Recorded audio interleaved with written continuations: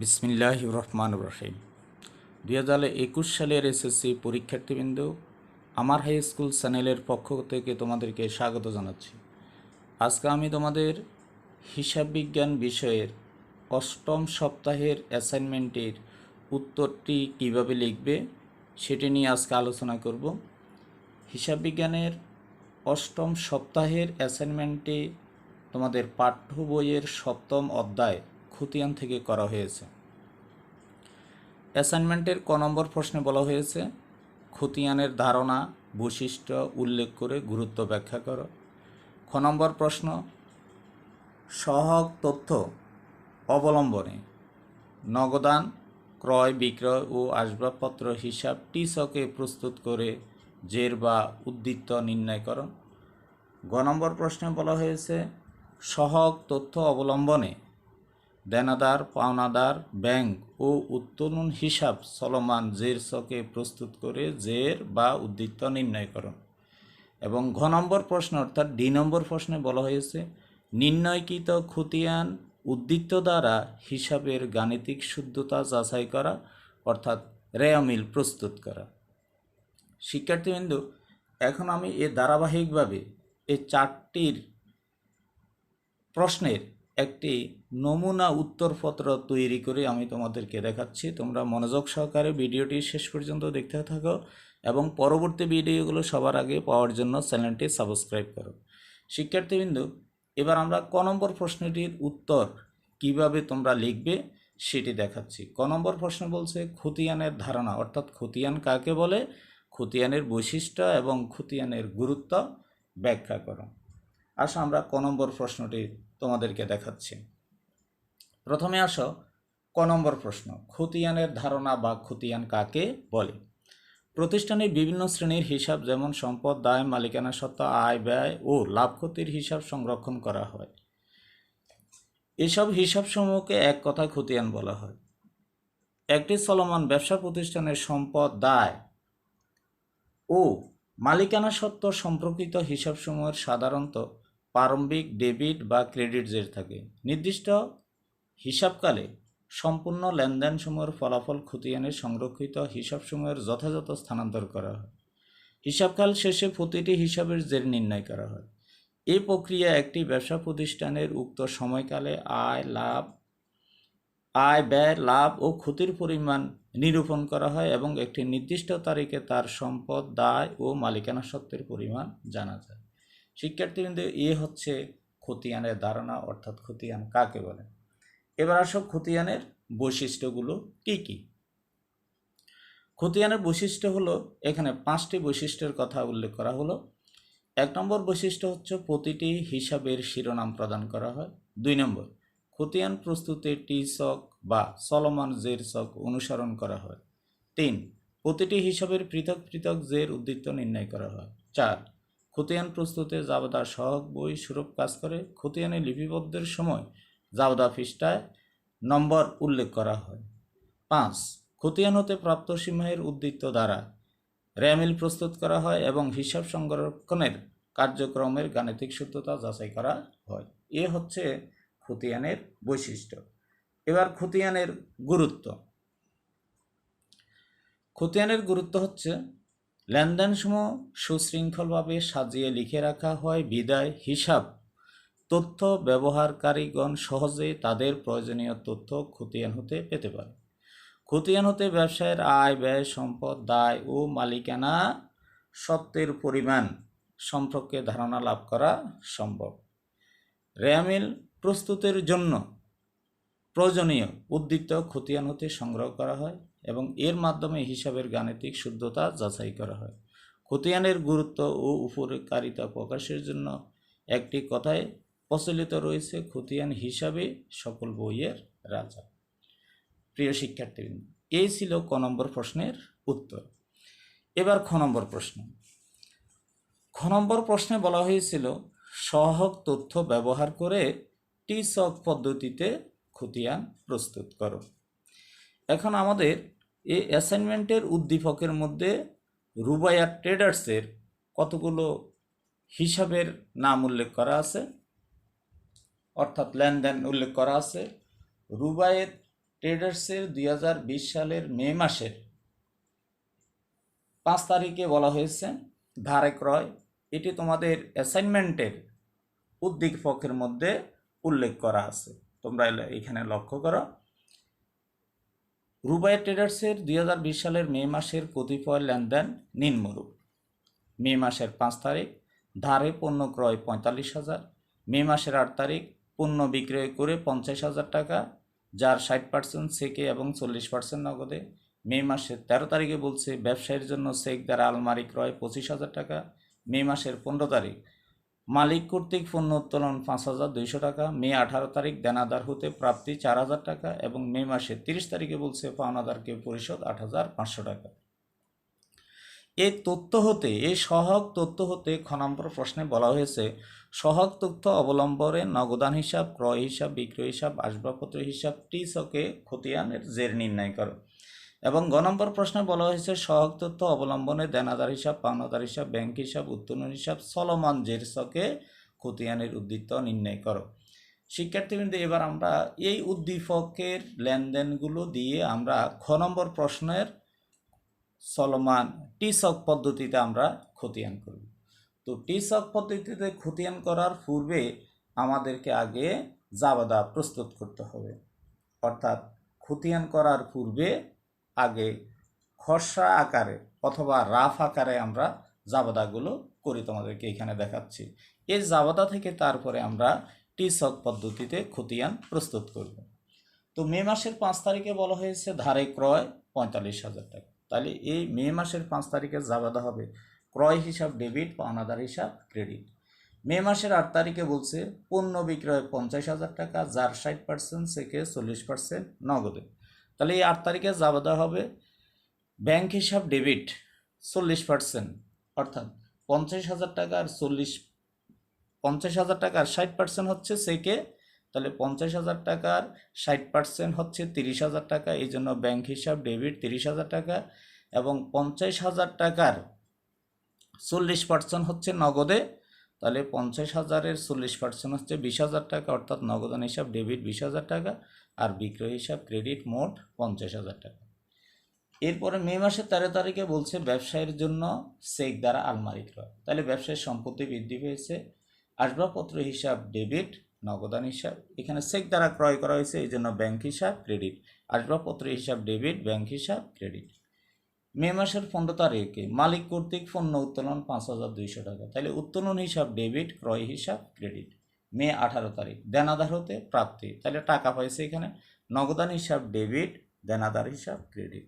সর্বশেষ মে মাসের 30 তারিখে বলছে পাওনাদারকে পরিশোধ করা হলো, তাহলে এর জাবেদা হবে পাওনাদার হিসাব ডেবিট, নগদান হিসাব ক্রেডিট। শিক্ষার্থীবৃন্দ, এবার আমরা এই জাবেদার অবলম্বনে অর্থাৎ এই জাবেদাগুলো থেকে এবার আমরা খতিয়ান প্রস্তুত করব। তোমরা লক্ষ্য করো, এইখানে আমি 4টি খতিয়ান অর্থাৎ খ নম্বর প্রশ্নে যে 4টি খতিয়ান প্রস্তুত করতে বলছে আমাদেরকে, আমরা সেই খতিয়ানগুলো টি ছকে তোমাদেরকে দেখাচ্ছি। তোমরা এখানে লক্ষ্য করো, এই টি ছক পদ্ধতিতে নগদান হিসাব জনাব রুবাইয়াতে আমরা নগদ খতিয়ান করলাম টি ছক পদ্ধতিতে। প্রথম খতিয়ানের নাম হচ্ছে নগদান হিসাব, 2 নম্বর খতিয়ানের নাম হচ্ছে ক্রয় হিসাব, 3 নম্বর খতিয়ানের নাম বিক্রয় হিসাব, 4 নম্বর খতিয়ানের নাম আসবাবপত্র হিসাব। তো প্রথমে আমরা এই জাবেদা থেকে আমরা এই খতিয়ানগুলো প্রস্তুত করব। তো প্রথমে আসি আমরা নগদান হিসাব। এখানে জাবেদার দিকে দেখে অর্থাৎ জাবেদা বুঝে বুঝে তোমাকে এই টি ছক পদ্ধতিতে নগদান হিসাবের খতিয়ান প্রস্তুত করতে হবে। এখানে আমাদের 8 তারিখের মে মাসের 8 তারিখে নগদান হিসাব ডেবিট, বিক্রয় হিসাব ক্রেডিট হচ্ছে 20,000 টাকা। এই জন্য আমরা ডেবিট দিকে নগদ খতিয়ানের ডেবিট দিকে বিক্রয় হিসাব দিয়ে 20,000 টাকা লিখলাম। এরপরে নগদ খতিয়ানের আরেকটি লেনদেন হচ্ছে মে মাসের 18 তারিখ, অর্থাৎ দেনাদার হতে প্রাপ্তি। তাহলে নগদান হিসাব ডেবিট, দেনাদার হিসাব ক্রেডিট। যেহেতু নগদান হিসাব ডেবিট, এই জন্য আমরা এখানে ডেবিট কলামে টাকা বসাবো দেনাদার হিসাব। এরপর আরেকটি লেনদেন আছে নগদ দান হিসাবের মে মাসের 30 তারিখ, পাওনাদার হিসাব ডেবিট, নগদান হিসাব ক্রেডিট। যেহেতু জাবেদার মধ্যে নগদান হিসাব ক্রেডিট আছে, তাহলে খতিয়ান করার সময় আমরা ক্রেডিট পাশে লিখবো 8,000 টাকা আর বিবরণের ঘরে বিপরীতটা লিখব পাওনাদার হিসাব। তাহলে এখানে নগদ খতিয়ানের ডেবিট দিকের যোগফল হচ্ছে মোট 24,000 আর ক্রেডিট দিকের যোগফল হচ্ছে 8,500। ডেবিটের তুলনায় ক্রেডিটে 15,500 টাকা কম আছে, এই কম টাকার নাম হবে ব্যালেন্স সিডি। এরপর দুই দিকের যোগফল করলে হবে সমান 24,000 টাকা। যেহেতু ব্যালেন্স সিডি আছে ক্রেডিট পাশে, এই জন্য এটা এর পরের অর্থাৎ জুন মাসের 1 তারিখে এটি ডেবিট পাশে লিখতে হবে ব্যালেন্স বিডি। এ হচ্ছে নগদ খতিয়ান। এরপর আসো ক্রয় খতিয়ান। ক্রয় খতিয়ানে বলা হয়েছে এখানে ক্রয় খতিয়ান আছে আমাদের 5 তারিখে ধারে ক্রয়, আর 15 তারিখে আছে মালিক কর্তৃক পণ্য উত্তোলন। তাহলে 5 তারিখ এবং 15 তারিখের লেনদেন দ্বারা আমরা ক্রয় খতিয়ান করব। তো 5 তারিখে বলা হয়েছে এখানে ধারে ক্রয়, তাহলে এর জাবেদা হবে ক্রয় হিসাব ডেবিট, পাওনাদার হিসাব ক্রেডিট। অর্থাৎ ক্রয় খতিয়ানের ডেবিট পাশে লিখতে হবে 45,000 টাকা। অপরদিকে 15 তারিখে লক্ষ্য করো উত্তোলন হিসাব ডেবিট, ক্রয় হিসাব ক্রেডিট। এখানে জাবেদার মধ্যে ক্রয় হিসাব ক্রেডিট আছে 5,200 টাকা, এই জন্য খতিয়ানের ক্রেডিট পাশে আমরা লিখলাম উত্তোলন হিসাব দিয়ে 5,200 টাকা। এবার আমরা দুই দিক যোগ নামাবো। ডেবিটের যোগফলটা বেশি, এই জন্য ডেবিটের যোগফল 45,000 বসবে, আর ডেবিটের তুলনায় ক্রেডিট দিকে টাকা কম আছে, তাহলে আমরা 45,000 টাকা থেকে ক্রেডিটের 5,200 টাকা বিয়োগ করলে ক্রেডিট দিকে কম থাকবে আর 39,800 টাকা। এই 39,800 টাকার নাম হচ্ছে ব্যালেন্স সিডি, যা মে মাসের 30 তারিখে আমরা লিখলাম 39,800 টাকা। এবার ক্রেডিটের 5,200-র সাথে 39,800 যোগ করলে হবে 45,000 টাকা, অর্থাৎ ডেবিট এবং ক্রেডিট দিকের যোগফল সমান। তো ক্রেডিট পাশে যে ব্যালেন্স সিডি 39,800 টাকা আছে, এটা ডেবিট দিকে লিখতে হবে জুন মাসের 1 তারিখ ব্যালেন্স বিডি 39,800। এবার আসো বিক্রয় হিসাব। বিক্রয় হিসাবের মধ্যে এখানে লক্ষ্য করো আমাদের জাবেদার মধ্যে আছে মে মাসের 8 তারিখ বিক্রয় করা হলো মোট 50,000 টাকা। তাহলে সে দুইটি পদ্ধতিতে বিক্রয় করে, একটা হচ্ছে চেকের মাধ্যমে বিক্রয়, আর একটা হচ্ছে নগদে বিক্রয়। তাহলে চেকে বিক্রয় করলে হবে ব্যাংক হিসাব ডেবিট, নগদে বিক্রয় করলে হবে নগদান হিসাব ডেবিট, ব্যাংক হিসাব ডেবিট, নগদান হিসাব ডেবিট, বিক্রয় হিসাব ক্রেডিট। এই জন্য আমরা 8 তারিখে অর্থাৎ এইখানে যে আমরা বিক্রয় হিসাব করছিলাম, যেহেতু জাবেদার মধ্যে বিক্রয় হিসাব ক্রেডিট, এই জন্য আমরা ক্রেডিট দিকে এই ক্রেডিট কলামে মোট আমরা এখানে বিক্রয়ের বিপরীত হচ্ছে ব্যাংক হিসাব 30,000 টাকা আর নগদান হিসাব হচ্ছে 20,000 টাকা একই তারিখে, আর অন্য কোনো তারিখে বিক্রয় নেই। এই জন্য আমরা প্রথমে ক্রেডিটের দিকে যেহেতু টাকা বেশি, ক্রেডিটের যোগফলটা আগে বসাবো 50,000 টাকা। ডেবিটে কোনো টাকাই নেই, অর্থাৎ ক্রেডিটের তুলনায় ডেবিট দিকে 50,000 টাকা কম আছে, এই জন্য এই 50,000 টাকার নাম হবে ব্যালেন্স সিডি। এরপর উভয় দিকে যোগ করলে হবে 50,000, লিখে আমরা ক্লোজ করব। যেহেতু সিডি আছে ডেবিট পাশে, এই জন্য আমরা ব্যালেন্স বিডি লিখব জুন মাসের 1 তারিখে ক্রেডিট পাশে লিখব, অর্থাৎ সিডি যত টাকা 50,000, বিডিও 50,000। এরপর হচ্ছে আসবাবপত্রের খতিয়ান। এখানে 13 তারিখে আছে যে আসবাবপত্র হিসাব ডেবিট, ব্যাংক হিসাব ক্রেডিট, অর্থাৎ চেকের মাধ্যমে আলমারি ক্রয় করা হলো। তাহলে এখানে আসবাবপত্র খতিয়ান যেহেতু ডেবিট আছে জাবেদার মধ্যে, এই জন্য খতিয়ানে আমরা টাকা লেখার সময় অবশ্যই আমরা ডেবিট পাশে লিখব 25,000 টাকা। তাহলে এখানে ব্যাংক হিসাব আমরা আসবাবপত্র হিসাব ডেবিট 25,000 টাকা লিখলাম, আর আসবাবপত্রের বিপরীত হচ্ছে ব্যাংক হিসাব। এখানে আর অন্য কোনো তারিখে আসবাবপত্রের হিসাব নেই, এই জন্য ডেবিটের টাকার পরিমাণ বেশি, যোগ করলে ডেবিট দিকে হবে 25,000, আর ক্রেডিটে কোনো টাকা নাই, অর্থাৎ ডেবিটের তুলনায় ক্রেডিট দিকে 25,000 টাকা কম আছে, এই কম টাকার নাম হবে মে মাসের 30 তারিখে ব্যালেন্স সিডি। এরপর যোগ নামালে 25,000 হবে।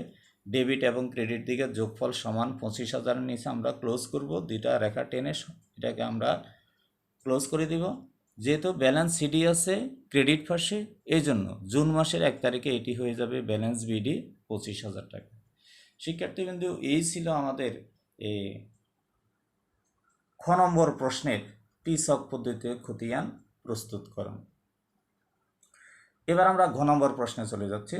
তোমরা লক্ষ্য করো এখানে চলমান পদ্ধতিতে রূপায়া ট্রেডার্সের খতিয়ান চলমান জের পদ্ধতিতে। এখানেও এই গ নম্বর প্রশ্নের মধ্যে 4টা খতিয়ান প্রস্তুত করতে বলছে। প্রথম হচ্ছে দেনাদার হিসাব, এরপরে পাওনাদার হিসাব, এরপর হচ্ছে ব্যাংক হিসাব, এরপর হচ্ছে উত্তোলন হিসাব।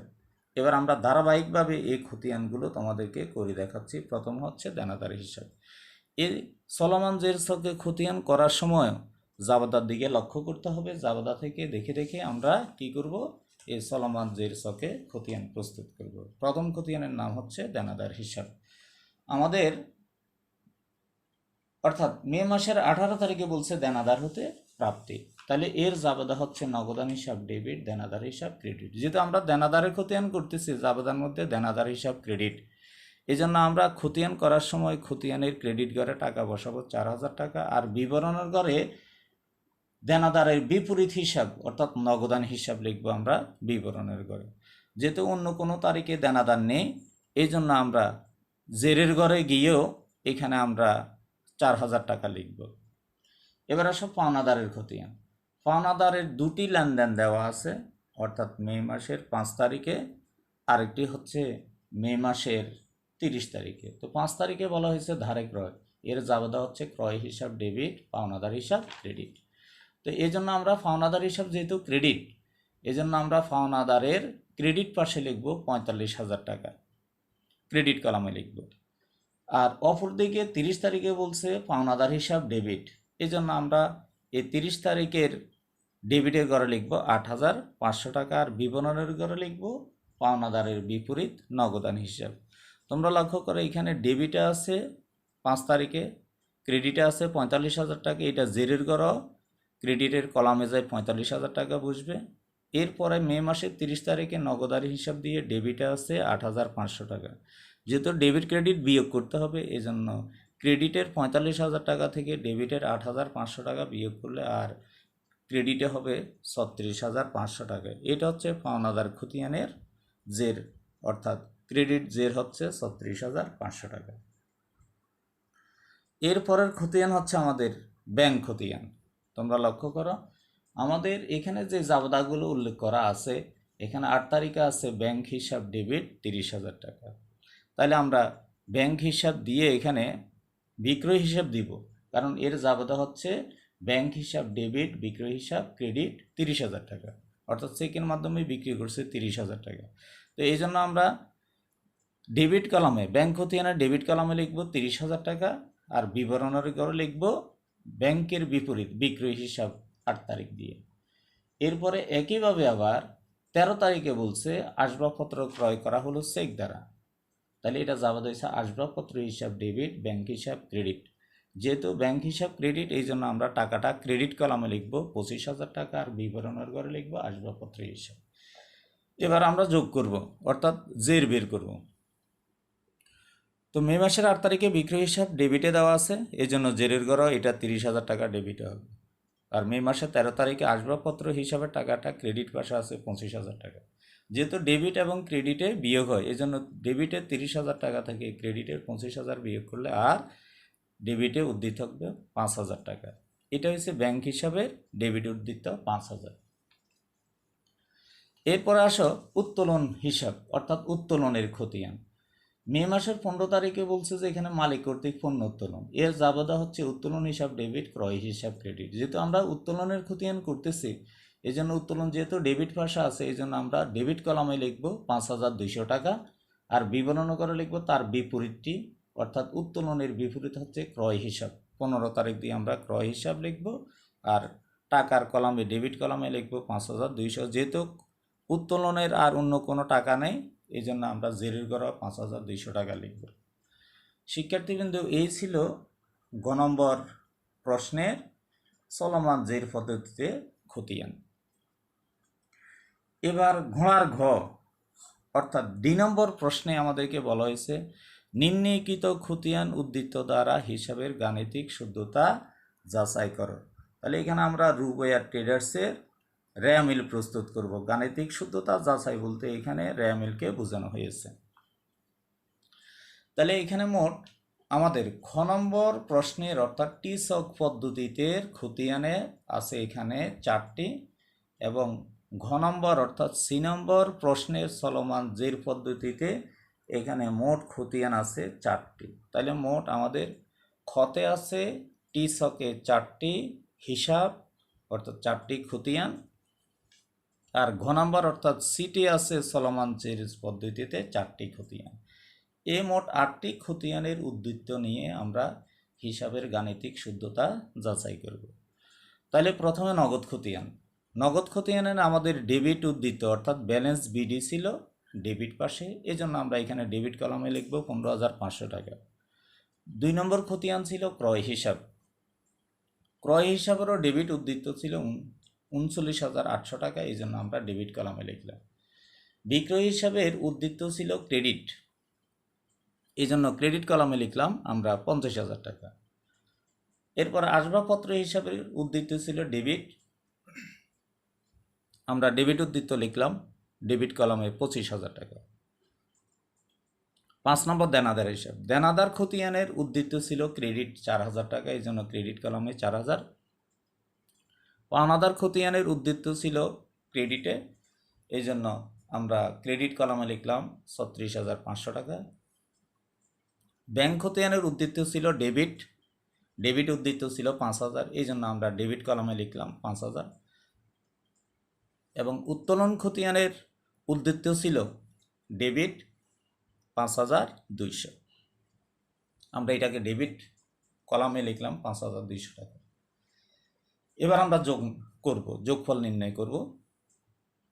এখানে ডেবিট এবং ক্রেডিটের যোগফল আমাদের সমান, অর্থাৎ ডেবিটের যোগফল হচ্ছে 90,500 টাকা, ক্রেডিটের যোগফল হচ্ছে 90,500 টাকা, ডেবিটের যোগফল হচ্ছে 90,500 টাকা। আমাদের এখানে ডেবিট এবং ক্রেডিট কলামের উভয় দিকের যোগফল সমান, এই জন্য আমরা যে খতিয়ান প্রস্তুত করেছিলাম টি-ছক পদ্ধতিতে এবং চলমান জের পদ্ধতিতে, আমাদের খতিয়ানের উদ্বৃত্ত নির্ণয় করা সঠিক হয়েছে বিদায় এই র্যামিলের ডেবিট এবং ক্রেডিটের যোগফলও সমান হয়েছে। তাহলে আমাদের হিসাবের গাণিতিক শুদ্ধতা যাচাই সঠিক হয়েছে। শিক্ষার্থীবৃন্দ, এই ছিল আমাদের এই ঘ নম্বর প্রশ্নের সমাধান। আমি এতক্ষণ পর্যন্ত তোমাদের হিসাব বিজ্ঞান বইয়ের 7ম অধ্যায়ের খতিয়ান অধ্যায়ের 8ম সপ্তাহের অ্যাসাইনমেন্টটির এই 4টি উত্তর কিভাবে লিখবে তা এতক্ষণ পর্যন্ত তোমাদেরকে দেখালাম। আশা করি তোমরা আজকের এই উত্তরপত্রের উত্তরগুলো বুঝতে পেরেছ। পরবর্তী ভিডিওতে আমি তোমাদের হিসাব বিজ্ঞান বিষয়ের গুরুত্বপূর্ণ অধ্যায়ের গুরুত্বপূর্ণ অঙ্কগুলো তোমাদেরকে সমাধান করে দেখাবো। আজকে এই পর্যন্তই, ইনশাআল্লাহ দেখা হবে পরবর্তী ভিডিওতে। আল্লাহ হাফেজ।